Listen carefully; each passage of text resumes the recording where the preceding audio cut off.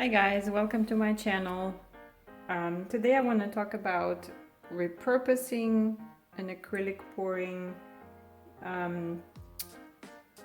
picture, or improving it, if you want to call it that way. I mean, there's a couple of reasons why you might want to do that. Either because you don't like how your acrylic pouring picture came out, or you just want to make it more interesting, or you just want to try something new and different. So the way I've done this acrylic picture that you see now here, it's 70 centimeters wide, 30 centimeters tall, or the other way around. You can put it either vertical or horizontal, it doesn't matter, but those are the dimensions. And the way I've done it is I used kind of a brown warm color palette. I used some gold in there as well, some burnt sienna, some raw sienna. I also use some yellow ochre. I use acrylic, artist acrylic grade, and I also threw in some white, and I also had some silver. This is probably a little bit darker than the one I used, but you can see some of that shiny silvery kind of color through, and quite a lot of gold, and the gold comes in quite nicely.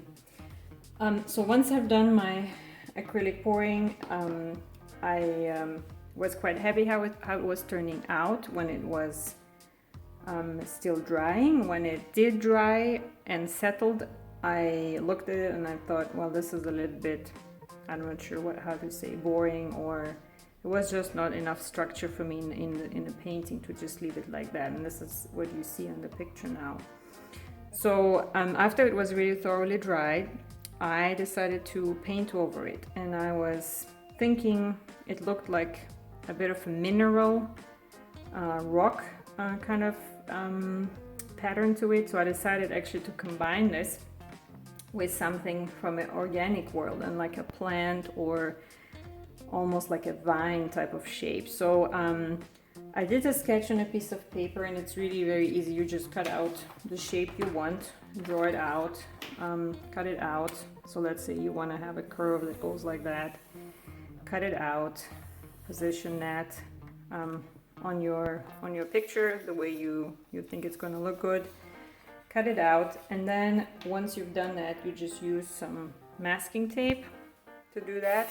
And I did this in one go, so I had to cut out multiple pieces of paper to get to my whole pattern, but you can also do this in different pieces.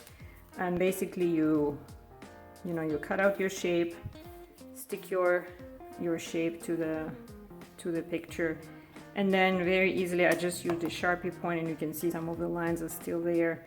You just draw around. It doesn't have to be super precise because you can always paint it over, but you try to be as accurate as you want. And basically this is the outline of your shape.